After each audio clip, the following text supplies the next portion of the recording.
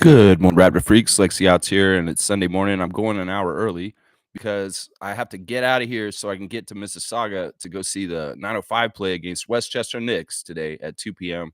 Paramount Fine Food Center. I hope y'all join me coming down there. I know Monique's coming, and Adriana's coming with me. And I've also found out that our WNBA fantasy champion 2 years in a row, Meredith, will be at the game today, which is fantastic. If there's more Raptor Freaks coming, just come on down and say, "Hey, Lex, I see you, Raptors Freak," and just wave, and we'll all hang out and we'll watch some G League action this afternoon. Remember, it is season of giving, and they do want us to bring toys to donate to Big Brother Big Sisters for the toy drive for the holidays. So yeah, if you're able to go down there and you're able to do that, that'd be fantastic.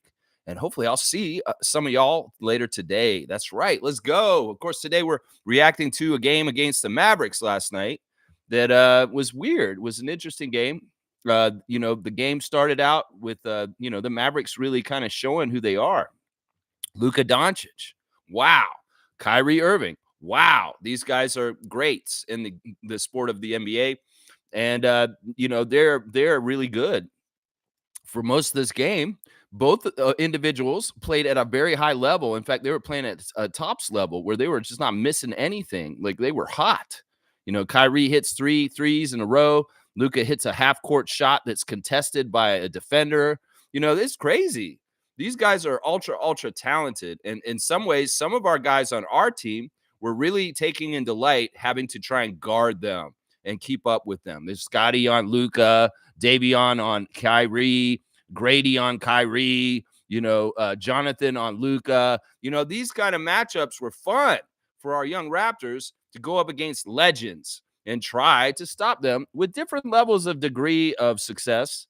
I thought Mobo did a fantastic job on Doncic for a good part of the game. Scotty was doing some very stifling things at times too. And, Davion may not score a lot. Some casuals may hate Davion, but Davion is one of the most powerful defensive players in the league right now. And people need to recognize that this dude brings a certain element of on-ball defense that is stifling. And in some ways, the way the Raptors played last night tired the hell out of Dallas. Dallas got tired the hell out by the end of the game. In fact, the way we played so persistently against them by the fourth quarter, they were tired and they were in trouble. And the way the game is a game of runs. And the Raptors were on the run to come back and win this game at the end of the game. In fact, they would have done it if it wasn't for one thing: the referees. I'm telling you right now, the only people we can blame for last night is the refs, because we got to a point where we were going to be down by 3 because of a shot by Jakob Poeltl that was deemed a goaltend. But then the referee, James Capers, wanted to go watch it for some reason and review whether it was actually a goaltend or not. He called it a goaltend by his eyes. And this is the way the NBA used to be. There was no replay back in the day. You just looked with your eyes, and your first initial judgment is what the judgment is. But no, James Capers had to go look at it. He said, no basket. That's a huge, huge call, because that took the swing back down to 5-point lead instead of a 3-point lead. And it really took the nuts out of the Raptors to try and close the game out and win it. It sucked. And then after that, every call after that was against us too. So it's almost like the referees did a hit job to hold the Raptors off from stealing this game at the end, because they had all the momentum. The runs were going the right way for the Raptors finally. And the Mavericks were tired, to be quite frank. They were very tired by the end of the game. So screw you, James Capers. Screw you, Fantasy Ransom, who was basically in the Kyrie Irving fan club, this motherfucker, the way he was calling calls for Kyrie this whole game. You breathe on Kyrie, Ransom's going to call a foul on you. That's basically what it looked like. And even you, Aaron Smith, I'm disappointed in you. Aaron Smith, usually a good ref, but you go along with the flow, whatever your crew's doing. And if it's a ref hit job on the Raptors to stop them from winning, coming back and winning, for some reason y'all wanted to do that last night, it's fucked up. It's fucked up. Because first of all, we had home court. We're supposed to get home cooking on our home court. You can call those kind of calls on Dallas, but when we're in Toronto, you should be calling in our favor to a degree, because usually home court means something. Second, we were the hard-working team that was busting their ass the whole entire game, James Capers. So why the fuck do you punish the team that busts their ass the whole entire game like that and help the lazy ass team that's hurting at the end of the game. That's the second thing. Okay, all right. There's superstars. I get it. Superstar calls for superstars like Doncic and Kyrie Irving.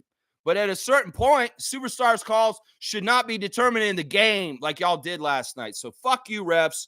I'm calling this one of the biggest ref manipulated games of the season for the Raptors. We would have came and gotten a victory from the Dallas Mavericks last night if they had allowed the game to naturally go its course. By the end of the game, we would come back and beat them. We saw how mad Darko was at them. At a certain point, it was silent in the arena, and you could hear Darko yelling at the refs, and then boom, Tech, that man cared. And in some ways, that was awesome, how Darko came out there and called them out. I did not see in his press conference him go off and do anything like he did in L.A. when we played the Lakers last year, but Darko was pretty feisty and mad. The calls were not centered or equal. No, they weren't. They gave them so many more free throw attempts, and they absolutely railroaded the game at the end of the game to safely get the victory for the Mavericks.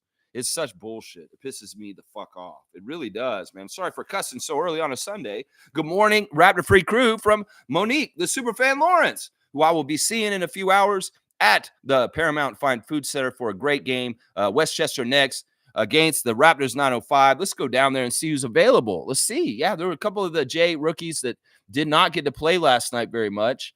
Jamal shed a DNP. So who knows? Maybe Jamal needs to come to Mississauga and run the show today because he has the energy because he did not play last night. Of course, we did see Jacoby and Jameson and Jonathan in the game. But who knows? Maybe we can see that. I'd like to see some Ulrich Shumshay today, please. Yes, I would. And I'd like to come down to Paramount Fine Food Center and take in a game watching the young Cameroonian play. It's going to be fun. It's going to be my first 905 game ever. And I want y'all to experience with me. So come on down, 2 o'clock at Paramount Fine Food Center. I would say get there a little early. I'm going to try and be there around 1 p.m. and take in the ambiance of the arena and get to know it and look around. So, you know, in some ways, I'm not worried about getting tickets together because I think in some ways the arena is pretty open and they're pretty casual, maybe about people coming and sit with each other if there's a lot of empty seats. So what I'm hoping I'll do is I'll be able to find out where Monique is, and then I'll probably try and sit somewhere close in proximity to where Monique is with her family. And that's my game plan for today. So when MK comes down there, we'll find him and we'll get everybody together that's going to be at the game today. And we'll have a jolly good time, old chap. That's right. Anybody who's in Mississauga, Gerald, I need to call you. I'm going to call you on the way there and see what's going on. That's right. Monique's saying, happy 905 game day. Happy 905 game day to you, Monique. Let's go see our G League affiliate play in action live in person today. I know Monique was at the game last night, so she's pulling double duty. You know, good job going in the game, Mo. Sorry that we couldn't pull it off. In some ways, I know you brought the vibes correctly. And the referees, James Caper, did not. In some ways, James Caper is being like James Caper Sr. and being an NBA company man. And what is the narrative that Ed Malloy told you from the replay center? That's the problem. Part of it was the referees they were talking to in Secaucus was Ed Malloy, that motherfucker. He's not going to screw us over directly in the arena. No, he's going to direct the refs that are at our games to screw us over. And that's, I'm bet you right now, because on that challenge call, it could have gone 50-50, and they really want to put the nail in our coffin after the retake back on the goaltend. Well, we had a challenge call after that, and it was 50-50, and they could have honestly made the game more competitive and exciting at the end, but Ed Malloy said, put a nail in their coffin. They're done for the night, because I'm going to go ahead and say challenge unsuccessful, and the Raptors are getting screwed by me, and I'm sitting in Secaucus, New Jersey. Yeah, fuck you, Ed Malloy. That's what I'm going to say, too. Yeah, fuck you in the replay center with your bullshit. Telling the refs, he probably said, James, we're screwing over the Raptors tonight. So challenge unsuccessful, James. He's like, challenge unsuccessful by the Raptors. It will be a jump ball in the center of the court after this possession. There you go. Shit like that going on. David's saying early, I like it. I was fucking bored. There you go. David was up already. It's a Sunday. He's like, what am I going to do, man? Maybe I'll check on my plants. Maybe I'll do this, see what's going on. Oh, wait, the Raptor streak's on an hour early. That's right, just for today, because I got to get on the road and drive to Mississauga. First, I got to drive to Scarborough. Then I'm going to drive to Mississauga. And we got to get all this done by 1 o'clock. So we got to get going on the day today. Get out there and start your day early. That's right. G said Raptors had many more points in the paint, many more shots made, more steals, and RJ and Scotty had 0 free throws. Yeah, it's ridiculous. It's absolutely ridiculous. Let's go over this a little bit. G, good morning to you. Good to see you, sir. All right, we'll do my stars of the game first. Since the referee screwed us, and I really do feel like we should have done better, I'm going to give us 5 stars because I don't believe 3 stars is good enough for what happened last night. And they would have won if the referees hadn't screwed us. So I'm going to give the Raptors their just due and give them 5 stars because that's how I am. First star of the game is Scotty Barnes. Scotty Barnes was not particularly efficient. He was 8 of 17 for the field, but man, did he break his record for career assists last night. 14 assists for my man Barnes, 2 rebounds shy of a triple-double with 8 rebounds, 19 points, a plus 10 in a game like this. That's a good signifier, considering that the Mavericks at sometimes were busted the game open and were beating us by almost 30 at times. Well, Scotty was a plus 10 for the whole 48 minutes, and that's a good sign that when he was out there, we were winning. His court vision was unparalleled. He was doing amazing things. We saw Luka making amazing passes. Well, we saw Scotty making amazing passes also, and I love seeing that. 3 of 7 from 3. He had 3 steals and a block also. Scotty, you're my number 1 star. Even though you didn't score over 20 points, I was really impressed with your assist work last night, and I had to recognize it. My second star of the game yesterday is Jakob Poeltl, old steady, doing what he does. In some ways, we see Jakob miss one game. We see the contrast without Jakob, and then we see Jakob come back, and we are so, so happy to have him. Seriously. 20 points for Yacht on 7-11 shooting, 6 for 6 at the free throw line. That's the key stat I'm talking about right there. In fact, I'm talking about this in the chat, last night during the game, that our guys are improving, and Jakob Poeltl's improvement at the free throw line is a good example of how our guys have a drive to do better and better as players and improve themselves. And that under Darko, this is such a great ecosystem and leadership that they're getting this, that Darko has gotten Jakob to shoot way better free throws in the 2 years he's gotten to coach him. That seriously, Jakob is in the league how long? And his free throws were bad for a long, long time. Well, why is he all of a sudden shooting way, way better at the free throw line under Coach Rajakovic? I'm telling you, 6 for 6 at the free throw line, that mattered. And Jakob was awesome. 7 rebounds, 7 assists for Jakob also, 2 steals, -8 with 20 points and 34 minutes. Yeah, Jakob was awesome, man. I was really happy with Jakob and really happy to see him back. And he's a physical dude. This dude is out there fighting, and, Lively may be lively and a little more quicker, but Jakob was out there getting to him and even blocking him, meet him at the rim. That's another thing that's unsung about Jakob, is that he's not going to let people just go get easy baskets on our goal. He's going to meet them, and he's going to try and block them. And in some cases, he's very successful at stopping them. And I like that about our big Austrian guy. He's badass. My third star is the returning Kelly Olynyk. Kelly Olynyk came back and he played like a perfect game in 14 minutes. He was on a minutes restriction, obviously. We found out in the interview after the game that Kelly's back tightened up early in the preseason and never untightened. And that's what's been going on with him right now. But he feels better now, and he was out there, and boy, was he efficient and awesome. Did not miss a shot, did not miss a free throw, and he was quality minutes. In 14 minutes, he got 13 points, and he was a +1. So he was winning the day by winning his minutes out there. 3 for 3, and they were all threes, guys. Wasn't that nice to see Kelly bombing the threes like so effortlessly? They left them a little open, and boom, Kelly's hitting a 3. 4 for 4 at the free throw line also. 4 rebounds, 1 assist, 2 steals, all in 14 minutes. This man stat stuff in 14 minutes, played a very ethical, perfect kind of game for that amount of time out there. Kelly, we're so happy to have you back.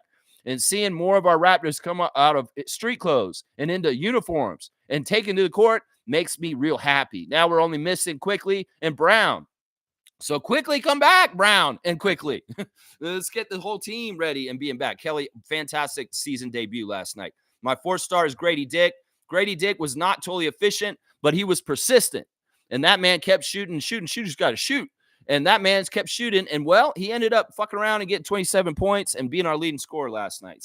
8 of 21 from the field. See, that's not totally efficient, but he didn't give up. He didn't let it get him down. In some ways, he was a little starstruck out there. I could tell. Grady had to guard Klay Thompson at times, and that is like his idol. That's somebody he's patterning his game after. That's somebody he studied extensively. In some ways, pinch me. I'm in my 2nd year in the NBA, and I have to guard my hero. In some ways, that was a part of the problem at the beginning of the game, because once again, Grady is really good. He'll make his first shot, but then he hurries up and he gets a little chaotic for a little while there, and he has to settle down again.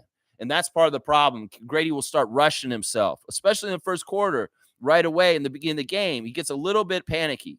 But you know what? He always seems to settle down and come back into the rhythm of the game and look for his shot naturally and how it comes to him. So good job, Grady Dick. 5 of 14 from the threes. You know, Darko's not mad at that. He wants them to shoot crazy-ass threes like crazy. And him taking 14 threes last night, Darko's smiling about that. Trust me. He's not upset. 6 for 6 at the free throw line. Grady perfect at the line, just like Jakob. 4 rebounds, 1 assist, 1 steal, a minus 12, 27 points, and 34 minutes. Yeah, Grady, you were awesome, man. In some ways, you were really carrying us. And, we had to have a high-scoring game against a team like the Mavericks with people like Irvin and Doncic. And, yeah, Grady, you were helping to carry us in scoring load. So thank you, Grady. Even though it wasn't the most efficient, thank you for having a short memory and continuing to fire away. My 5th star of the game is going to be RJ Barrett. RJ was 50% from the field, 8 of 16. He didn't have the most impressive game, but in some ways he was efficient and he was out there fighting and doing important things. 4 rebounds, 5 assists, 1 steal, a minus 13 with 18 points in 27 minutes. It's not the best RJ game, but he did shoot 50%. And for the most part, he was pretty good. He only had 1 turnover. Going over the rest of the box score, because we're doing things a little bit more expedited today. Ochai Agbaji, 2 of 6 from the field. He missed all 3 of his 3-point attempts. 2 rebounds, 4 points in 20 minutes. Not the best game by Agbaji. And that's, it's all right because in some ways he had to guard some high-level players yesterday, and that's going to be more important than his own production and what he's trying to do. It's more like stop these guys is his assignment. Jamison Battle came in for 4 minutes, didn't take a shot. Mobo, 21 minutes, 3 of 7 from the field, made both his threes. He was fantastic. I mean, if we're going to have Kelly Olynyk and Jonathan Mobo as our backup bigs come in and bomb and make perfect threes, like they were both together, 5 for 5 off the bench with 3-pointers, that's fantastic. In fact, Mobo's 3-point shooting has been such a delight and an extra bonus that I was not expecting this season. If you're going to tell me Jonathan Mobo is going to be a steady 3-point shooter for the Raptors in his first year, I would have laughed at you. But he is. He's amazing. 7 rebounds, 2 assists, 1 steal, 2 blocks. Stat stuffing as usual. Our guy from Palm Beach. Yeah, good job, Jonathan. 8 points altogether, a minus 6 in 21 minutes. Davion Mitchell, as I said, didn't score a lot. He got 1 point off of a free throw, missed both the shots he took. 3 rebounds, 4 assists, 1 steal, but he had an impact. There were a couple times out there where he absolutely made defensive stands. And, the other thing that Davion does is just like Chris underneath the basket, Davion baits fouls. And in some ways, the referees were looking out for Mitchell and actually giving him calls on Kyrie where, he was doing a really good job. And some of the defensive stuff he did where he was right up on Kyrie Irving was really, really helpful. It honestly was in part of what we were doing last night. So once again, people that ignore the defensive end of the floor, you do not understand Davion Mitchell. And you got to understand this guy is a premium defender and for what he does in his particular niche of what he does. He's so good. Jacoby Walter was good last night too. He could have been, he's honorary mention, honestly, for stars.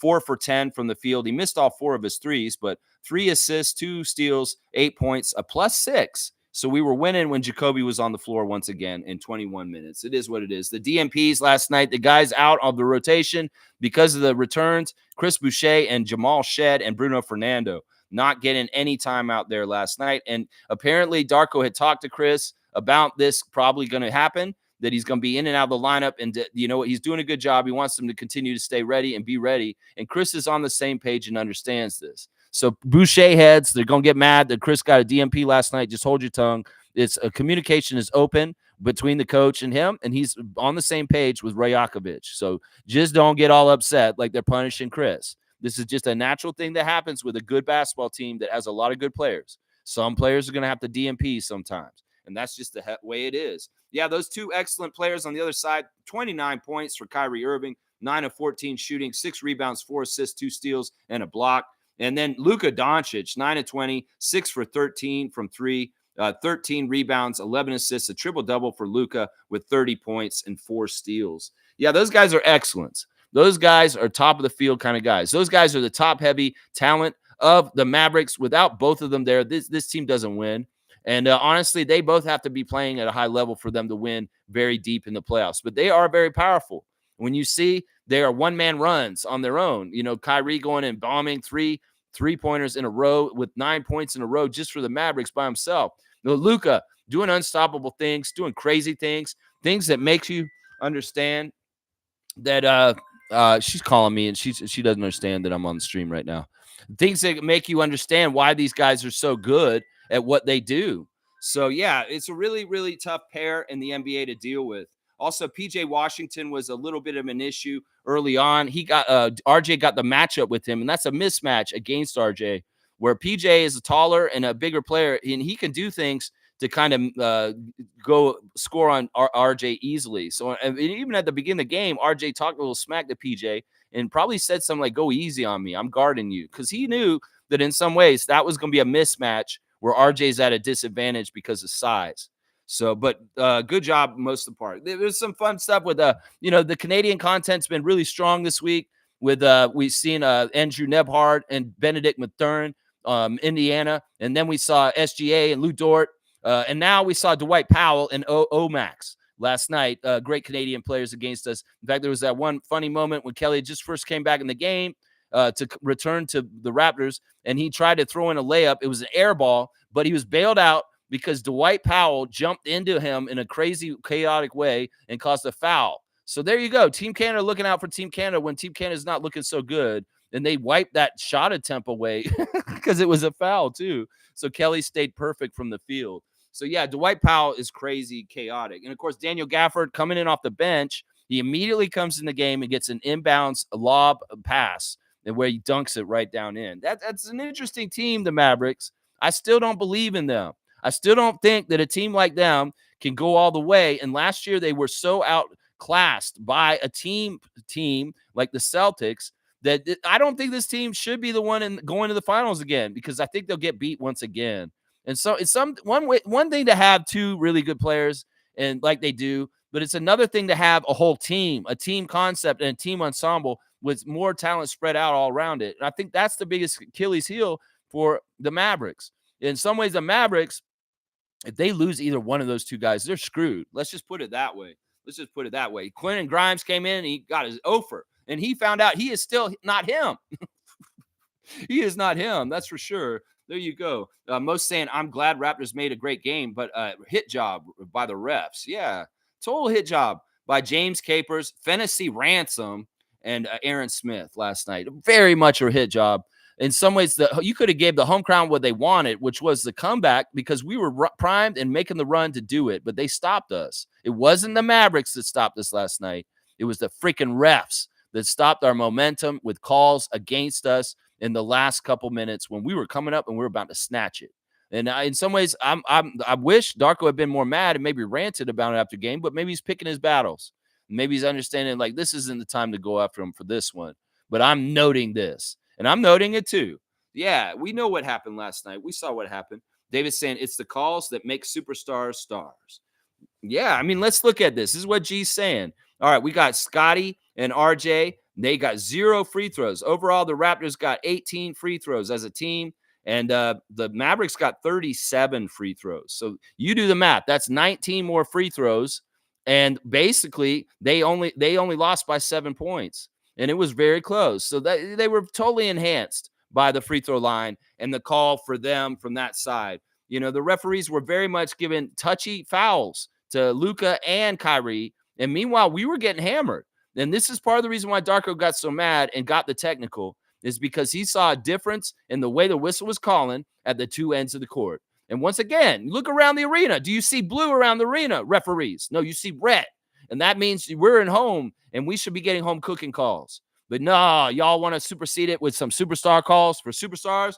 Well, that's wrong. I tell you right now. And I'm totally blaming the refs for this one last night, guys. This is a different game than the Thunder, because we were in this one and we could have won this one. The Thunder game was out of reach, and the referees weren't really the ones who kept it out of reach. It was the Thunder. This one, the Mavs had it out of reach, but they were getting help. And then at the end, the referees absolutely helped them close it out. Absolutely. We got more shots on goal than them, 93 shots attempted, and they had 81 shots, and we made 43 field goals. They had 38. So we beat them there. That was one place they actually shot slightly better than us, but both teams shooting 46%. Three-pointers. We only had 2 less three-pointers than them, which is pretty good because it seems like the Mavericks take a lot of threes, but they don't. Like the broadcast said, it's like really Kyrie and Luka, but everybody else is not taking a lot of threes for Dallas. But they beat us by 2 3-pointers there, so a +6 advantage on the three-point line. But we did shoot better from three than they did, 39% for the Raptors from three. Now, the free throws, once again, huge discrepancy. The Raptors only missed 1 free throw last night, so I'm not mad at them. They did a fantastic job with that. 17 of 18, 94%. But the Mavs shot 32 of 37, missed 5, but they got, like I said, 19 more point attempts because the referees decided to put them on the line so much. Where are the free throw attempts for Scotty? Where are the free throw attempts for RJ? That's what G's saying, and I'm saying also. So, yeah, they got 15 more points from the free throw line. That's crazy. In some ways, we shouldn't have been nowhere near them with some of the differences like the free throw discrepancy. But we were, and we had a chance to win this. The rebounds, they beat us rebounding-wise, 52-39. That's definitely an area that Darko's going to look at. That why did we get out-rebounded so bad in that game last night? 37 assists, though, for the Raptors, which is fantastic. They were really sharing the ball well and finding each other really, really well last night. In fact, in some ways, earlier in the game, I felt like they were overpassing. There was a couple times where J-Mo got in the lane, and he should have just went up right in the center of the lane because nobody was near him, but he tried to dump it off to Jakob, and Jakob had defenders around him, and they kind of messed up the pass, and it's a turnover. The other problem that was happening last night was the Raptors were not getting back quick enough, and the Mavericks were utilizing full court passes by Luka to get really easy cherry-picking baskets by people like P.J. Washington. And that in some ways, when we start a team with no real true point guard, like Scotty is the point guard, we need to have guards playing guard stuff, which is watching out the back, the release, the players that are coming out there quicker. And that burned us a few times. In fact, that was really, really bad because Dallas does try to do that. They try to inbound the ball fast and get down the court. Meanwhile, they're doing that really quick. The refs aren't bothering them. The refs are holding the ball before we can inbound it. Like they're taking their time and then they give it to us, and Dallas is already down the court. Meanwhile, when we score a basket, they're allowing the Mavericks to throw the ball in lickety-split and get down the court really fast. There's some bullshit. There's some manipulation in that. You can see it in the game last night. Yeah. Stocks. We won 16-8. Well, no, actually, they won 16-18. They got more blocks than us. 8 blocks for them. Turnovers, we limited our turnovers to 13, which is fantastic, and they had 18. Fast break points, they limited us on those. They got more fast break points, but we won the points in the paint, 46-32. Yeah, 22 fouls called on the Raptors, 16 fouls called on the Mavericks.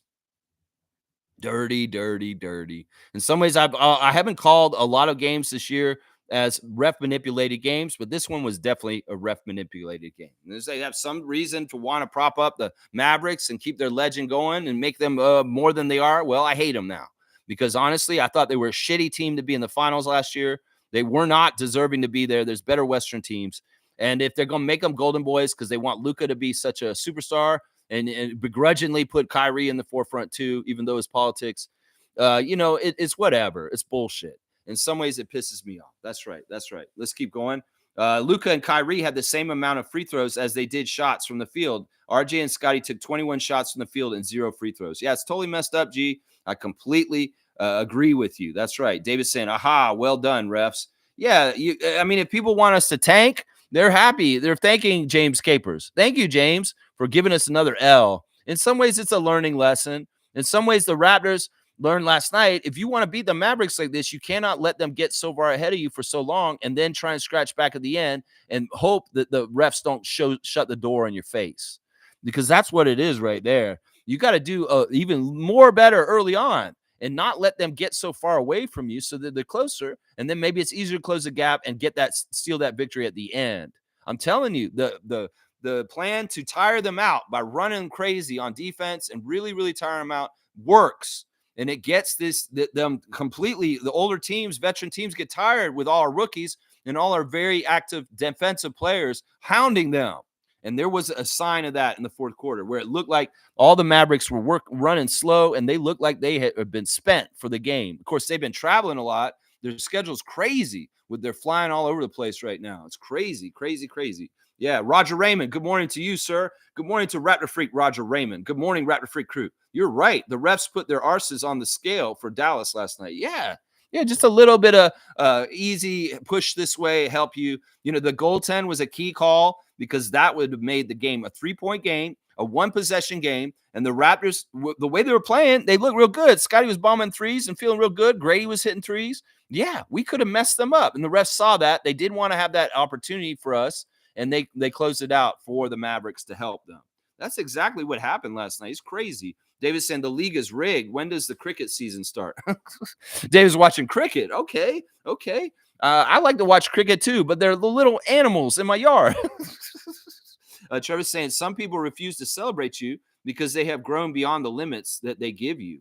Whoa, that's a weird words of wisdom from Trevor J., our commissioner of fun. That's an interesting one. They refuse to celebrate you because you've grown beyond the limits that they give you. Wow, that's deep, man. I feel that one personally. I do. Monique saying, happy to see Kelly Olynyk out there finally. Yeah, Kelly shot 100%. Yeah, Kelly was awesome.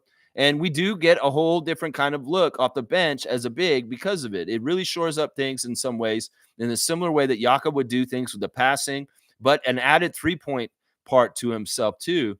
I think that it's really awesome that Kelly came back. And Samson Falk tweet on Blue Skies last night saying that Kelly Olynyk is the ballast that is needed to replace Jakob Poeltl when he's out to continue to keep things set like they are with Jakob in there. It's true. In some ways, that's part of the luxury of having Olynyk is that in some ways with him back, when you take Jakob in and out, you can get a lot of Jakob light stuff from Olynyk in the game, whether it's the screening, whether it's the passing, and then the added bonus of him being able to shoot threes too. So yeah, it's a fantastic return. And thank goodness Kelly was back. It was a lot of fun to see him out there smiling and happy, playing again, and his back feels better. Trevor's saying referees, they had the bullseye on the Raptors last night. Yeah, they did. They had a script. And Ed Malloy was the one who was teaching it. In fact, I said this before the game in the preview yesterday, that Ed Malloy would be in the replay center, and I did not realize that would be a big, big factor, and it was. It was, because in some ways, James Capers and Fennessy, they're not really making the decisions. In some ways, they call in, and you saw how quick they came back and said that challenge was unsuccessful. That's Ed Malloy telling them straight up, call it unsuccessful and get the hell out of there because you're about to screw over the Raptors, and their fans are going to be pissed. Yeah, the refs should have got ref you suck for the whole last 5 minutes of the game. They should have been getting that right now. Yeah, it's crazy, man. Wayne's saying, cricket, David. I ditto that. Jakob's role was evident last night. Again, don't want nobody to timeline Jakob. We value him. Referees got their orders and executed clinically. Fuck them. Fun game anyway. Yeah, these are learning lessons. In some ways, you got to learn the opponent. You get to have a classic game against Luka and Kyrie and feel that fun of playing top-level talent in the NBA. It's a big-time thing. There's an energy to that. But then you also got to learn the reality. Well, the referees could be very cruel and selfish to you and not right and fair. And that is part of it right there. Hit the like button, freaks. Thank you, Wayne. Good morning to you, sir. That's right. Blackhawk is here. Good to see you, Blackhawk. Refs didn't win the game for the Mavs. We had terrible first half because we didn't stick with our man. Mavs capitalized on the fast breaks, which caused us to leak out. I'm going to disagree with you, Neil, because we had all of the momentum and the run was coming in our way, and we had enough time to close it out and overtake them by the end.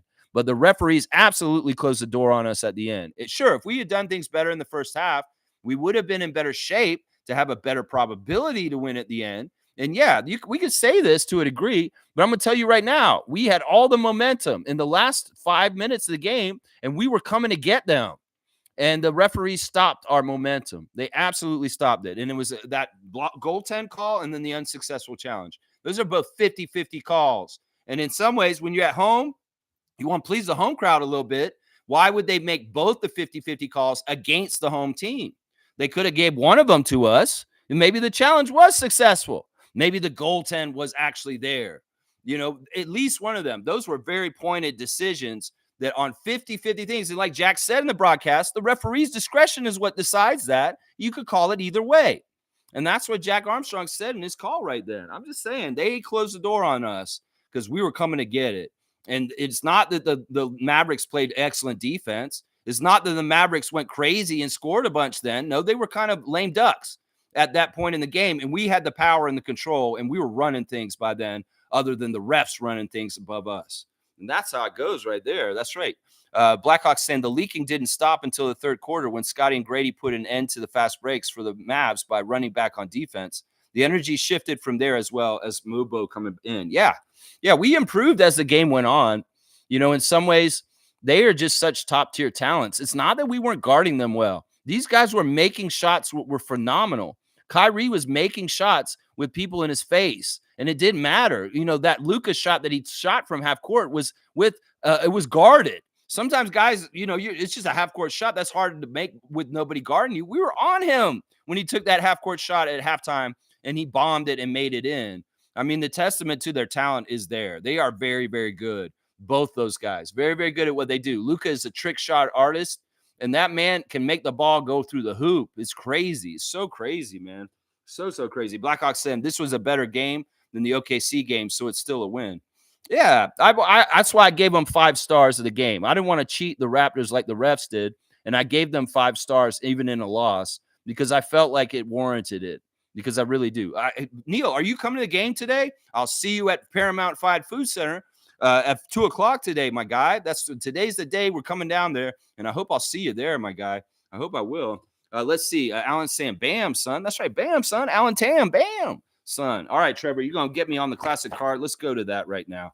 All right, guys, because I do want to get done by 10:00. I'm gonna try and get the stream done by 10 because I need to get on the road and get going to Scarborough and then Mississauga. And I got to get going on this. All right, I don't want this one. I've done this guy. He's been a card before. No. I'm going to bring some of these cards today. So if anybody's at the game and they want some classic cards just to give it to you, I will give them to you. Like this beautiful card we're about to do for the classic card right now. You could get this card if you come down there. You're going to be there, Neil? Awesome. Glad to hear that. All right, cool. Blackhawk will be at the game today. Beautiful. Yeah, I know what you look like. You know what I look like. Just look for each other. I'm going to be down there around 1 p.m. and then I'm going to pretty much go right into the building. I'll buy tickets and go right in. I don't know. We'll figure out. I think, Neil, do you think we can all sit together even if we don't get the same tickets? Because I don't know how full that building's going to be. All right, here we go. Classic card. First person to write the full name answer gets the classic card points. Don't mess it up. And be ready, y'all. Be ready right here. This one is easy. Very, very easy. I don't even need to put it that close. You can see who that is. This is a beautiful card, too. This is a very, very beautiful card. And somebody's going to want this card when we come down there. Man, I kind of want to keep this card, honestly. Yeah, who's this on the classic card of the day, guys? You can see who that is. This is too easy. Too easy. Yeah, David Robinson is right. There you go. Look at the beautiful art of David Robinson of the Spurs. The Admiral, number 50. Actually, that drawing of him does look a little suspect. That's not totally David Robinson. Kind of looks like Coloco a little bit. Yeah, that's the David Robinson card. It's not the Skydeck card or not the Hoops card, but it is a nice drawn card. Isaac Campbell, you're going to get 100 points for the classic card of the day. The Admiral, David Robinson. That's right. Whoa. Why'd I put there?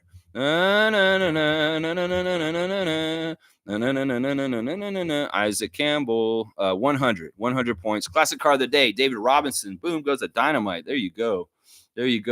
All right, let's see what else you guys are saying real quick. Blackhawks saying when you build a deficit due to bad habits, you burn more energy trying to come back. Don't make poor defensive habits. Well, I mean, they're young and they're still learning. They're not going to be perfect. There was a period of time where we had a team out there that was Scotty and Jakob with 3 of the J rookies. And it was Jameson, Jonathan, and Jacoby. And Jameson stepped out of bounds. Jacoby had a rookie turnover. There were some rookie turnovers. And that's going to be happening when you have that many rookies in your rotation. I mean, that's just going to happen. That lineup had a little bit of trouble at times. The 3 rookies with Scotty and Yak. And they even did some lineups last night where they didn't have RJ or Scotty on the floor. It was Grady-centric. There was a couple of lineups they put out there where Grady was the man and the number 1 guy and no RJ and no Scotty on the floor at that time. And I don't necessarily agree with that. I think that if you have RJ and Scotty on your team, you should have either one of them on the court at all times. I'm just saying. That's just me personally, Darko. But, he went with a Grady-centric lineup last night for a little while. So there were a couple of lineups. And, of course, there's, the Mavericks are going to come out there and do what they're going to do. and they're going to try and mess us up. And we have to learn against this very, very high level superstar talent what to expect. And in some ways, that's part of it too. Is like, some of those rookies were getting jitters to play against the great Kyrie Irving and Luka Doncic. I mean, I'm telling you, man, that they have an aura and a legend to them. And in some ways, it's like, pinch me. I have to guard Kyrie tonight. There's a bit of that going on with what's going on there for sure, man. But yeah, they didn't play that. You're right, Neil, that they could have played a better game overall, and it would have helped them in the end. But I'm telling you, if this had been a neutral thing in every kind of way, we would have came back and won that game naturally if the refs had not closed the door on us right at the end with their calls. Because they did. They closed the door on us with their calls. The crazy thing was that the game was a blowout early, so a lot of the crowd left. And there wasn't a very good crowd there to help cheer them on at the end with the defense chants. But there was some good fans there. And it's crazy because we didn't really hear the crowd until late. And then all of a sudden we heard the defense chants and let's go Raptors because they were actually coming around to try and steal the game from them. I wish our crowd was just persistent, that they would just cheer no matter what. If we're down 20, up 20, up by 2, down by 2, I don't care. Raptors fans, just get down there and get loud all throughout the game because y'all were quiet most of the game. And it was very apparent when y'all woke up and started helping them when they got closer and you started chanting defense and let's go Raptors then. So I'll say that. You guys got to do better with that, fans, when you're at the arena. Wayne saying, Blackhawk, come on. Teams go 20 down and fight back to win games. Referees were reviewing plays without Dallas requesting inquiry. It was evident referees were just following orders. Yeah, even if that goaltend was 50-50, in the old NBA, there's no replay. There's no stopping the game to go look at it. You call it with your own eyes, and that's just how it is. And their initial call with their own eyes was a goaltend call. So why the fuck did he have to walk over there and look at it? It's not like Jason Kidd asked him to review it. Maybe he did. He's like, oh, I want you to review that or something. Maybe that is what they did. But either way, sometimes they have a rule in the last 2 minutes of the game. If it's a close call, they want to go look at it to get it right, whether it's out of bounds or something like this, like a goaltend. But still, either way, man, they could have looked at it and said it was a goaltend still. In some ways, it's about where the ball hits the backboard and also where the arc is coming down. And honestly, it wasn't that the ball had hit the backboard before he hit it, because that wasn't true. He got it before it hit the backboard. It was that it was starting to arc down just slightly. And the thing is, with a call like that, it won't matter what the refs think in the future because the AI robots and the lasers that detect the placement of the ball and its trajectory and its arc will determine this without a doubt and no human error or just looking at it. So, yeah, this is one area where technology will get this exactly right when technology takes over the refereeing in the NBA.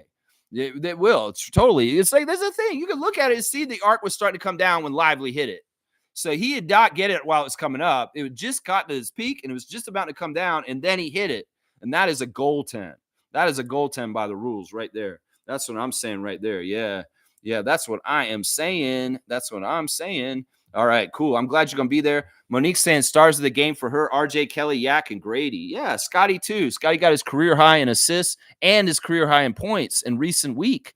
And that's fantastic. We're seeing new levels of him. We're also seeing Scotty becoming more of a leader in all kinds of different ways for the Raptors, and it doesn't necessarily have to do with points. Of course, there were times last night where we're still crying out for Scotty to just take us and put us on his back and carry us. And we saw the brilliant things he could do in the low post where nobody's stopping him. Well, this is what Leo's saying in the breaks. This is what Jack's saying. If you've got that, go do it, Scott, and take advantage of the mismatch you have because you can go score on them. And in some ways, you need to be more aggressive in trying to find yours and taking the Raptors getting points, especially when we're playing a high-scoring duo like Irving and Doncic, that we need you to step up and be a high-scoring man and try and fill up the basket. And that was something that we could be critical of Scott is, as much as he's a great facilitator and looking for everybody else, dude, you have an advantage yourself with size and mismatches in the post. And in some ways, you could be carrying us more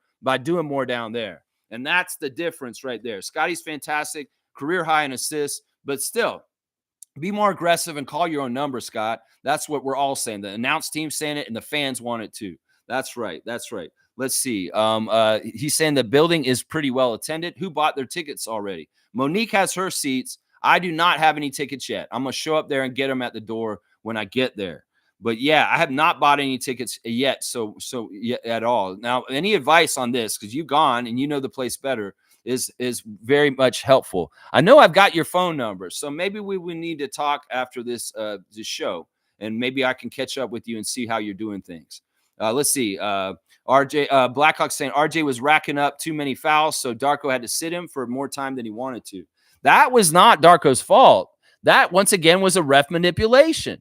We saw RJ sitting at the check-in table for a long period in the fourth quarter, and some fans on social media were criticizing Darko over this. He can't control when they call a whistle, and they're going to call a dead ball so that he can insert the player. They did that on purpose. They were not wanting us to put RJ in to start carrying us to score more. The referees let the game keep going. They're like, man, RJ's about to come in. Let's see if we can hold off and see if we can get like 3 minutes off the clock before he comes in. And that's exactly what they did, because they're the gatekeepers of the whistle. They're the ones who decide whether there's a dead ball. So in some ways, they may have been able to manipulate a dead ball somewhere in there, and RJ could have come in. This is on the down low, another ref manipulation, holding guys in or out of the game. If they want to get a superstar in for the other team real quick, they will rush them in and get them in. But in some cases, they will hold a superstar from re-entering the game like they did with RJ Barrett in the fourth quarter last night. They did that on purpose. They did not want RJ come in because he's one of our best baskets. And when we were surging to come back and take the lead and win, they did not let him re-enter the game in a timely manner. No, they did not. No, they did not. And it's kind of annoying. It's very, very annoying. Very, very annoying. Neil's saying also it's better for them to lose and focus on cleaning up their mistakes. Raptors will get their wins by playing the right way.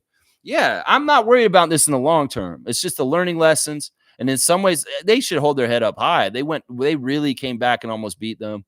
And this is all great film to review with the coaches and show all kinds of stuff. This is just gold as far as improving and looking at what happened last night and telling them, well, this is what Luka does. This is how you try and stop him better next time.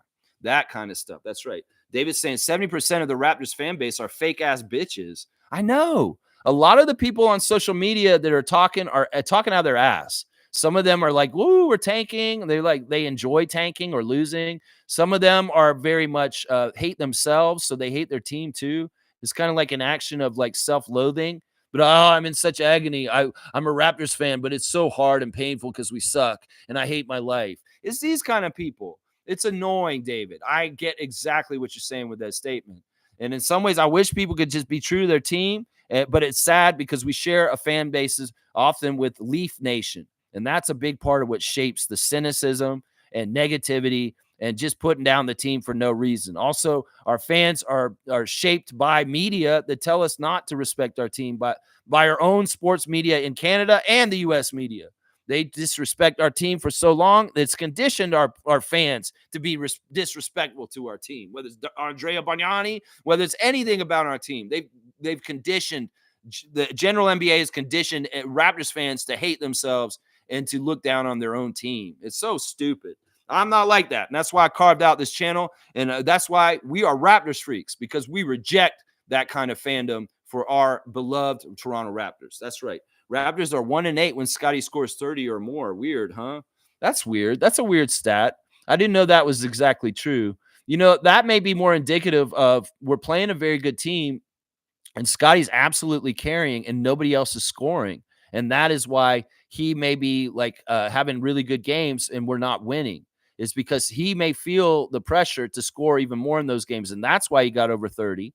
And then the other guys are just not scoring well. It could very well be that the team's a very good defensive team like Cleveland. Cleveland in the first game was stifling and very hard to score on. So Scotty, being a very top level scorer, he can go get 30, but nobody else is scoring. We lose. So that's kind of the phenomena there, David. If Scotty has to carry too much, this is classic. LeBron, the same kind of thing. LeBron could have a very high scoring game in his history with the Cavs back in the day, but they didn't win any of the games. And when he scored less, they would win because there's more balance and more people were contributing. It's really when the superstar has to carry, sometimes they do lose in those games. If that makes sense. G saying, I think in this case, both things can be correct. Raptors played sloppy and scared first half, but also refs called nothing for Scotty and RJ, and even Yak was getting hacked most of the game. Exactly. That is exactly right. I'm not saying Neil's not correct. that we could have played more tighter in the earlier parts of the game and had an easier time trying to close it out and actually winning at the end. But still, I think both things are correct. I think G's exactly right. The referees definitely slammed the door on the game at the end of the game. They didn't give us a chance to even try and win the game on shots. That's the thing that pisses me off. We were close enough in striking distance, but they didn't even want us to have a chance. So they shut the door on us. They really did. Blackhawk's asking Mo what section she's in. I'm not totally sure what section she's in. We'll figure it out. I'm going to come down there and we'll get this all figured out today. And I you know what? I don't care. The ushers, if they're mad at like people sitting in different sections, we'll figure this out. I'm going to figure out a place to sit with you guys. And, that's what the important thing is. We're trying to come down there and sit together and we'll figure it out. Trevor's saying Rockies are getting the chance to play the top player in the league. It's good development for them. Rockies? You mean the rookies? Okay. Yeah. You're talking about Colorado Rockies. Isaac saying MV Pirtle. I like that. And Neil saying those fans didn't want RJ on the bench at all, but he had 5 fouls. Darko had no choice. Yeah. I don't know if it's Zazu Spaces and the Twit heads. They're saying something about this last night and criticizing Darko for not having RJ in the fourth quarter. That's exactly why, casuals. There's the dude was 1 foul away from fouling out, and he wanted to save him for crunch time. And if he gets that 6th foul with 5 minutes to go, well, he's out for the whole 5 minutes at the end of the game. So that's very good coaching. And anybody who doesn't understand why RJ wasn't in and also why he didn't get put in right away, the referees, well, go watch it. And you can see, and even Jack and Matt say it in the broadcast, the referees took a long time. There was no dead ball for a long, long time in the fourth quarter during there. And I don't think that was a coincidence. I think that was, we see Rowan Barrett Jr. standing at the check-in table, and we're going to hold him off from being able to insert himself in the game and maybe even possibly carry the Raptors to victory. That's what I'm saying right there. Neil saying no one else is scoring because there's no solid rotation with them this season due to injuries. Players are getting better, but more consistency is needed. I think that this isn't like typical. What the thing we've been discussing with David Saborin here about Scotty scoring 30 and them losing. I mean, look at it. That's 9 games of this season, right? And in some of those games, we got to figure, once again, we had strongest schedule start in the season against top teams. And a lot of these top teams have good defenses. And in some ways, we're green and we got a lot of rookies. And yeah, Neil's right. We don't have everybody healthy and our rotation isn't set. In some ways, these are parts of it. Grady can have really good games here and there, but he's not totally consistent night in, night out. RJ has been pretty consistent for most of the season so far. But, it's just how it is. And in some ways, it's like, we're going to get this all figured out. We're so early in the rebuild and we're doing so well, guys. We got to keep, it fair and honest about things. We're not supposed to be this good already. We are kicking ass at what we're doing right now. In some ways, we should have languished and done so much worse this year. We should be getting blown out way, way worse than we have been. And in some ways, we are ahead. And we are very much doing a good job of developing and getting better in a rebuild faster than most teams would. I mean, Washington and Detroit can sit on their ass and not get anywhere with a rebuild and just be bad year after year. Well, the Raptors ain't wasting no time. We're getting up off our ass. We're trying to improve right away.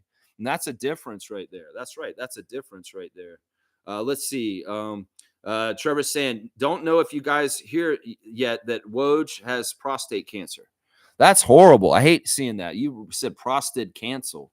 Ooh, I hate hearing that. That may be part of the reason why he retired from his very high stress job, being what Woj was doing with the Woj bombs. So that may be part of the reason why he went to St. Bonaventure, is to have a more chilled out life.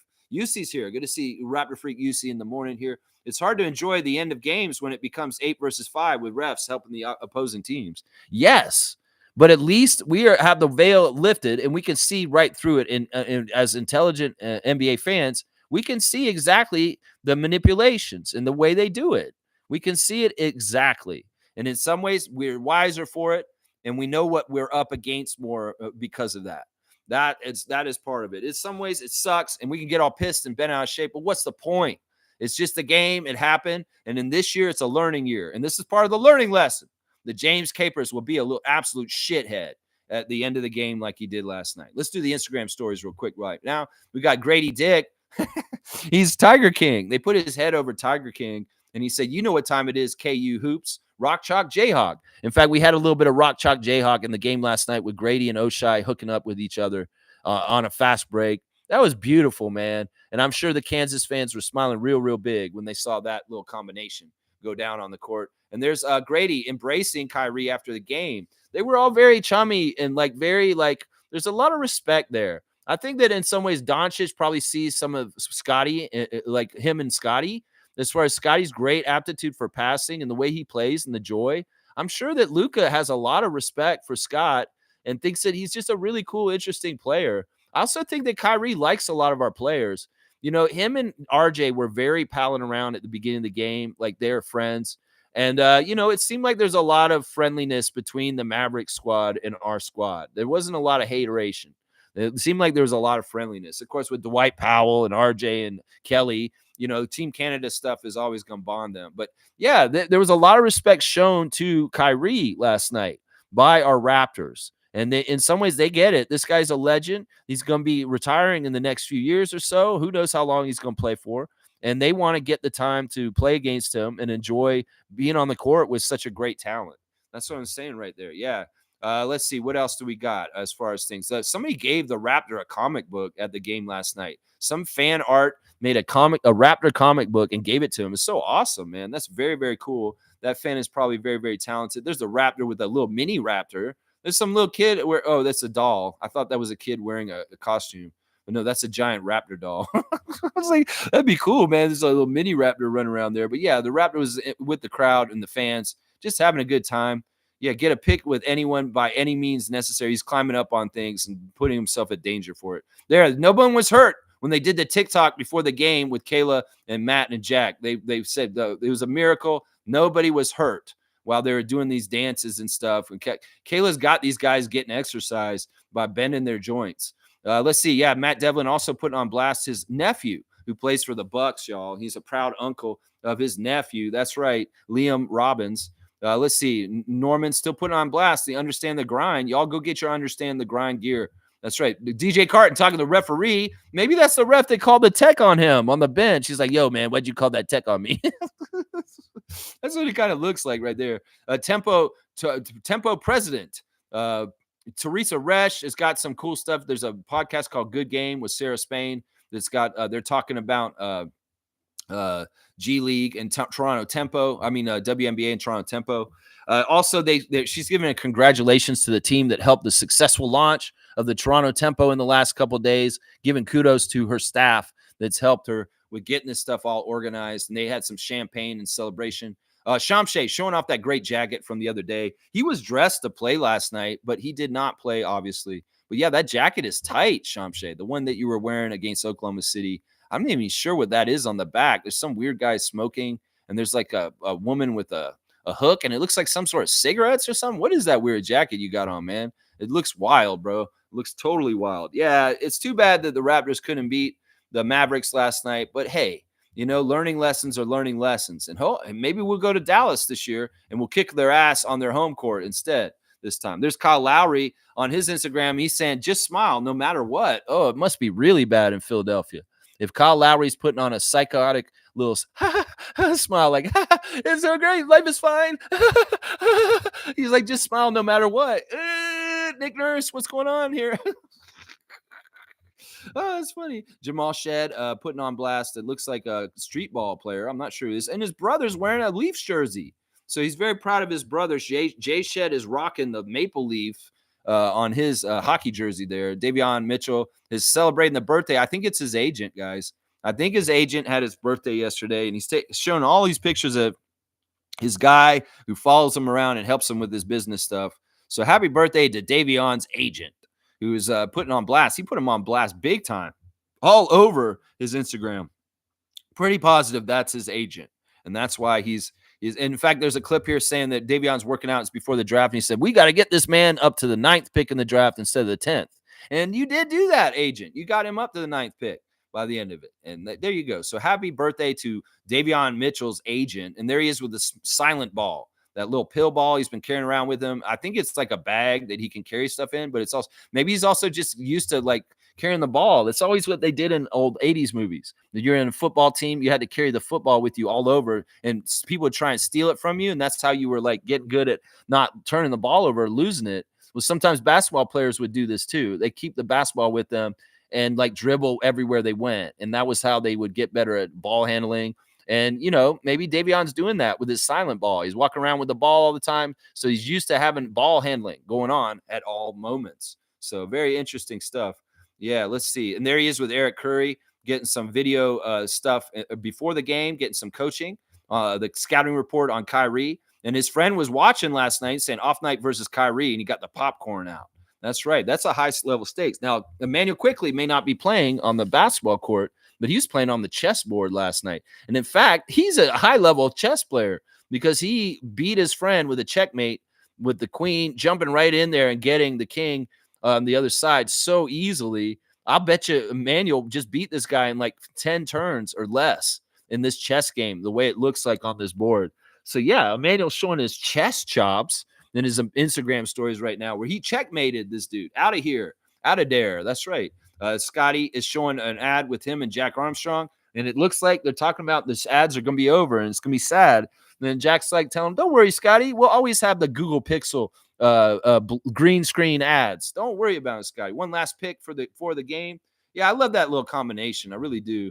And Tempo are congratulating the Golden State Valkyries on their first draft. What a roster. We're up next, Toronto 2025. That's right. That's coming down the line. All right, there's your Instagram stories for this morning. We're going to continue to plow through this stream and get it done, baby. That's right. Let me go look real quick for our game today. We got referees. Let's go see who they've announced the referees for the game today for the Raptors Westchester Knicks game. Remember, Eugene Omoruyi got in a fisticuffs a little bit on Friday night against the Knicks.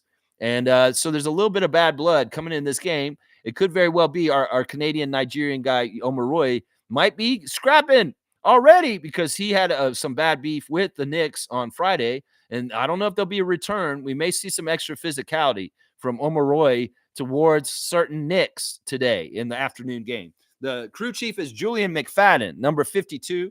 The referee is Gerda Gatling, number 24. And the umpire today will be Lars Murray, once again, number 35. There's your refs for the 9:05 game that we're going to very shortly. I'm going to finish up the stream, get in the truck, and drive to Scarborough and then Mississauga. And I'll be at Paramount Fine Food Center around 1 o'clock. So please, Raptor Freaks, if you want to come to a 9:05 game, if you've ever been on the fence, today's the day to come down there because the Raptor Freak will be there, and so will be the super fan, Monique Lawrence, and Blackhawk, and MK. We're going to have a whole Raptor Freak crew down there. So come on down and join the party, join the fun, and let's watch a 9:05 game together. It's going to be awesome. I mean, so good. So good. Yeah. All right, let's see what else you guys are saying in the chat. We're going to finish it up soon. I don't want to talk too much longer. Let's see. Blackhawk is saying RJ needs more improvement on defense. He only has one issue with his paint presence. He needs to kick out when taller power forwards and centers are in front of him. If they trail him, he has the advantage. Yeah, are you saying defense or offense? Because in some ways, that's an offensive thing you're talking about. Now, we all know that RJ's improvement is going to come on the defensive side. We've seen an improvement in his playmaking, but that's something he's always kind of had. It's just been dormant. And something he did more in Duke, but now he's doing more again on the Raptors. Now, this has been a knock on RJ, that in some ways, much like DeRozan, he's not a high-level defender, and he can let people get by him, but he's working his ass off, and he's getting better and better. So I give him a lot of credit for that. It started last year when he came to the Raptors. He started making more of a disciplined effort to get better on defense, and he continued it with Team Canada this summer, too, around the Olympics. So I'm going to give RJ a break on this. In some ways, his splits for his player build are more offensive heavy, and his defensive side isn't as good. But he is a very getting after it, not lazy player, and I got to give him credit for that. If not, he is a little limited on defense. I mean, that is true. But you know what? He's getting better and better, and effort gets him there. Seriously. As far as what you're saying about his drives to the paint and stuff like that, I mean, I think that you're right that he should kick out in that instance. But if he's by them, yeah, finish the layup. And he knows the best because he knows exactly just how much he has to do just to get a little bit ahead of them, just a little bit quicker, a little bit more extension on his arm, just to barely beat the guy he's trying to beat to the basket. Yeah. Wayne saying sad news, but curable with good health care. Raptors rookies made bad mistakes. Yes. However, we don't need to play against 3 more players. I see a lot of immaturity in Scotty and RJ. Kelly is key. Yeah, these guys are still very young. We got to remember they're under 25 and they have learning to learn. But I think Scott is maturing at such a fast rate. And RJ, let's not get it twisted. That is a man. That guy's a young man who lives like a man in this world. He's not immature. So it's tough to say. Like they're young. We got to remember how young they are. We always forget how young Scotty is.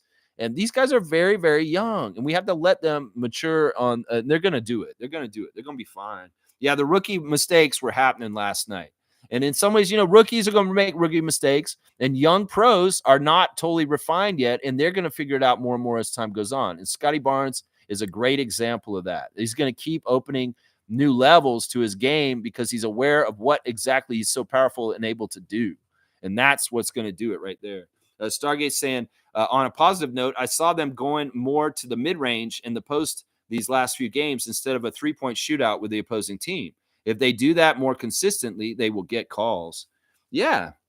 Yeah, we got to be a little more aggressive in attacking the paint because that is where you get the foul calls. And in some ways, the other thing we need to learn is, as young players, how to bait to get the fouls. That's the difference. Is like Doncic and Kyrie know very well how to get the foul trigger by the whistle, and that they do a certain thing in a certain way. Well, that's usually money that they're going to get a foul called. Some ways our guys may be trying to duplicate that, but the refs don't respect them to give them to them. But also in some ways, maybe there's opportunities where our very best players, RJ and Scotty, could be over embellishing or giving a little bit more evidence of a foul. And then all of a sudden they're getting more calls also. It's an evolution thing. I think that the way that it's so on or off with RJ, whether he's getting free throws, really does show that the referees make a concerted effort on any given night, whether they're going to actually call it fair for him or not. If it's a night like last night where RJ doesn't get a single free throw, well, I think that was told to the referees before the game that we're not going to give RJ any respect and put him on the line. Because there's been games recently where they called it right, and this dude is getting free throws. So it's not like RJ's changing his game drastically or anything like that. The referees are concertedly deciding not to put him on the line on purpose. And last night, it was both him and Scott that were like, yeah, we're not giving them free throws at all. And that may have been very much on the bulletin from the script that the NBA wanted the refs to write last night. Seriously. Let's see. Mo saying met S. Farambarani last night. I don't even know who that is, Mo. I don't even know who that is. Let's keep going. Blackhawks saying Grady is becoming a Swiss knife on the court. Yes, Grady's awesome. Grady is doing more and more different stuff. But the thing I liked the most about Grady was he's unflappable and he just continued to shoot shots. Even though he was missing them early, he kept shooting and he shot himself back into the game and he was making more by the end of it. That was awesome. That was really, really good. Stargate saying there was a lot of open shots missed that could have made a difference. Davion and Jacoby missed a few. If 2 or 3 of those go, it's a different game. I can totally get behind that too. Yeah, there were a couple open shots by the Baylor boys that were missed, and they didn't shoot well outside. They missed all their 3-point attempts. Those 2 guys in particular. And that yeah, there's a lot of what it could have, should have we can look at. That's true. Stargate saying, did you see when Darko was teaching Jacoby on the sideline and Kyrie was nodding in approval? Cool. Yeah, I thought that was really, really cool because Kyrie was kind of eavesdropping. Maybe it wasn't proprietary. And Darko was like, I don't care if Kyrie hears my lesson. But Kyrie was like, this guy's teaching you the right stuff, Jacoby. Is basically like, it was like, yeah. I mean, if anything, Darko haters, Kyrie likes our coach and thinks that he's doing good things. I mean, come on now, Darko haters. Kyrie Irving is giving the nod of approval. Come on now. Come on now. Scotty saying, Stargate saying, Scotty, you are literally unguardable in the post. Hint, hint. Darko, Scotty is literally unguardable in the post. Hint, hint. I know. It's just like we need to get him more aggressive. We need to get him more hungry. He hasn't hunger to win more games. Well, at some point, the light bulb's got to go off in his head that's saying that he can have more control over this himself personally if he really would call the number 4 more often as far as his play calling on the court. I mean, I'm telling you, Scott, once this clicks and you figure this out and you do this, it's going to be a game changer. You're getting closer. You're getting so much closer. I got to think about the years of Scott, his first year, second year, his third year, and now this year. And there's levels he keeps elevating and getting to. It's just that one has not totally got there yet and clicked in his head yet. But you're exactly right. And I wish he would figure this out. I wish he would, because he's got it. He's got it. Fiercely saying, happy morning, fam, and happy Sunday. Agree with your comments, fam. Definitely hit job galore on us. We need to play harder and wiser to gather more points difference. If not, we're cooked with these refs. I think it's on a case-by-case basis. I think for some reason the referees did not want the Mavs to lose to the Raptors yesterday for some reasons. It could be that they want them to be better in the Western Conference standings because they do like pushing them and they want them to be a marketable thing because of Luka is very much a golden boy and somebody they want to market the hell out of, and they want him to be an MVP candidate. And if the Raptors are beating one of the top Western teams when they're supposed to be one of the worst teams in the league, that doesn't look good. So I really do think there was a league script, right, for the game last night that no matter what, the Mavericks were supposed to win. I really do believe that last night. Let's see. Fiercely saying, constantly looking at game highlights from the start of the season, other teams also have bad ref calls to the point it is now difficult as a fan to understand what is a foul and what isn't. Well, MJ, it's all in the eye of the beholder. Like, that's the thing. It's such being a referee is not just cut and dry. These are the calls. It is speculative, and you can make the decision yourself. That's why, like, on some of the calls at the end of the game, I said they're 50-50, meaning they could be called either way, and they could justify it either way. So the referees can really kind of, like, justify screwing us over by their, like, saying that this is what it looks like. And that's their choice. Seriously. Because just like art, it's subjective. You could see the Mona Lisa, and I see something that's a beautiful piece of art, and somebody say, that's an ugly woman. Well, this is part of what's going on here is the referees have the chance to go either way. It's their choice, and they will, put the evidence and the support for their decision however they want. And that's part of it. Like that foul call where we challenged at the end, that was not a foul. They called it a foul because he hit him with his leg or something like that with the lower body. That's bullshit. Meanwhile, we got a guy jumping on Grady's back, and they don't call jack shit for that, So it's like Klay Thompson jumped on Grady's back, and he messed him up on a three-point shot. There was no foul call. It should have been 3 free throws in that call right there. They ignored it, and Grady freaked out and yelled at the refs. Meanwhile, Davion barely hits his shin against another player, and they call it, oh, yeah, he initiated contact with his leg. With his play, the leg doesn't matter. So I'm telling you, they can make up shit, and it's all subjective often, what they're doing. Seriously, it's subjective. Enjoy the 9:05 game, fam. Yes, fiercely. We're going to be down there. We wish you could be there, too, for sure. Alan's got the Canada flag on blast. I love it. Team Canada, you go. RJ Barrett, Kelly Olynyk, Dwight Powell. Fiercely saying, yes, Kyrie approved Darko's lesson, and I saw him hug Grady at the end of the game. Kyrie respects and appreciates Grady. Yeah, he showed him respect and thinks he's a cool guy. And I bet Kyrie kind of thinks, part of it is that they're Kansas guys. That's the thing right there. I think Kansas. No, wait, he's not Kansas. Kyrie's not Kansas, right? He's Duke. That's right. He's Duke. Never mind. I'm wrong on that one. I'm pretty sure. I don't remember. But Kyrie does like Grady. That's for sure. That Canadian saying, could you imagine Grady with Kyrie handles? That'd be insane. I don't know if he has the body type for it, though. In some ways, you got to be lower to the ground and not so tall and slender. I mean, that would be crazy, but I've never seen a player with a body like Grady Dick that's had handles like that. In some ways, you're too tall and too lanky.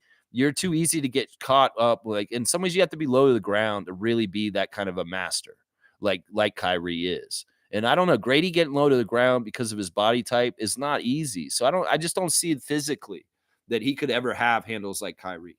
It's little guys that are close to the ground that can do that.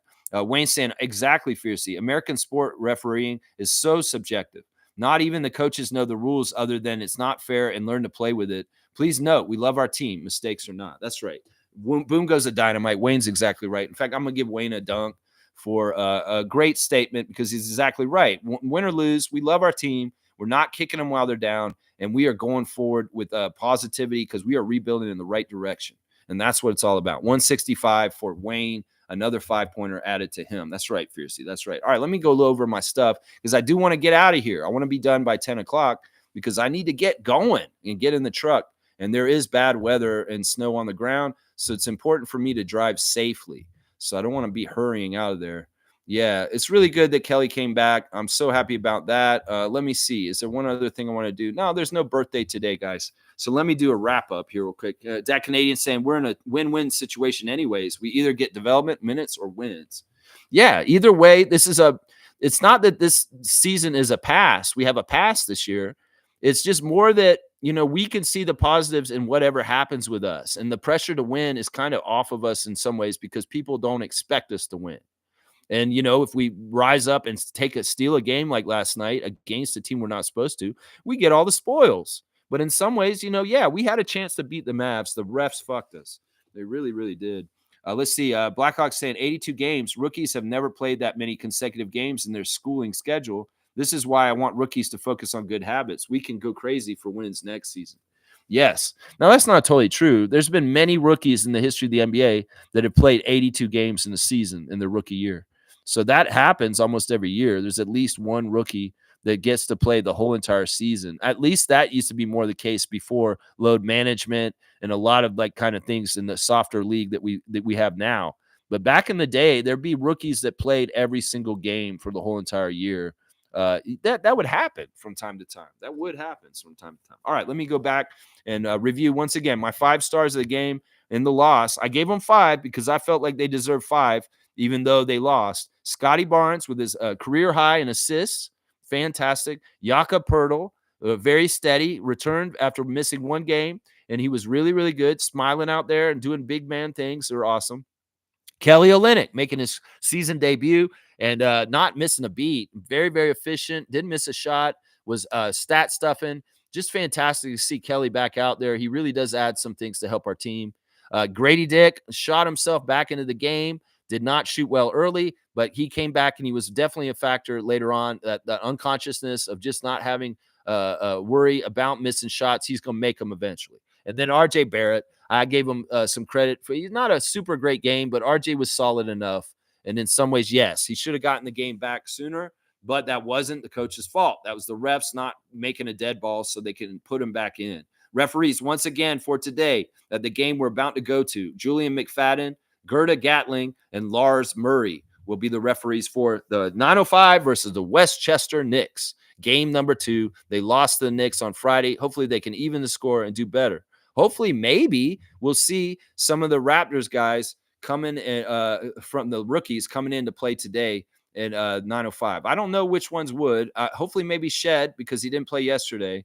But I don't know. Maybe they don't want to because they got the Knicks tomorrow, and they don't want them to play a game in between. They want them to have a day of rest today. So I'm not holding my breath that we'll see the J rookies in Mississauga today, although I'd love to be pleasantly surprised, Raptors, if you are going to send them over there. All right, let's get done, y'all. Seriously, that's not bad. An hour and 20 minutes. Pretty good that I got through there. Yeah. Let's see. Blackhawks saying Omos is talking to Undertaker about Masai Ujiri.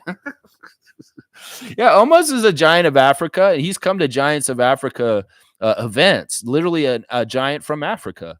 And that's funny. Okay, that's a joke, right? You're not saying that's for real. Anyway, either way, guys, thanks for watching me today. I'll be at the game, 2 o'clock. I hope some of y'all will come down. I know I'll see you there, Neil. I'll be very happy to see you once again. And y'all, just have a great Sunday. We'll be back tomorrow to preview the New York Knicks game, and we'll give you a first-hand account on what is going on with the 905 game today in reaction to being in the arena and getting the 905 experience. This will be the first time I've ever gone to a 905 game. So this should be a lot of fun, and hopefully it'll be a really good time. All right, y'all. I'll be looking forward to seeing Monique and seeing you, Neil, and also Meredith is going to be down there. And any other of the Raptor freaks that are coming that haven't told me yet, just come on down and say, hey, there's Lex, and come say hi, and we'll pal around for a little while at the 905 game this afternoon. 2 o'clock tip-off. I'll be down there at 1 o'clock. Let's go, Raptor freaks. Let's go to the 905 game. And I'll see you guys there. And maybe if we have time, maybe we'll do something afterwards. I'm not totally sure. In some ways, I want to escape Mississauga and get back over on this side of town before it gets too dark also, I think. So we'll see. Either way, I love y'all. Thanks for watching me today. Please like, comment, subscribe, share, and join. And I'll be back tomorrow previewing the New York and reacting the game we're about to go to. Let's go Raptors 905. Let's go Raptors. Let's go Tempo. Let's go Team Canada. Let's go to the game. Paramount Fine Food Center. 1 o'clock, 2 o'clock. Let's get down there.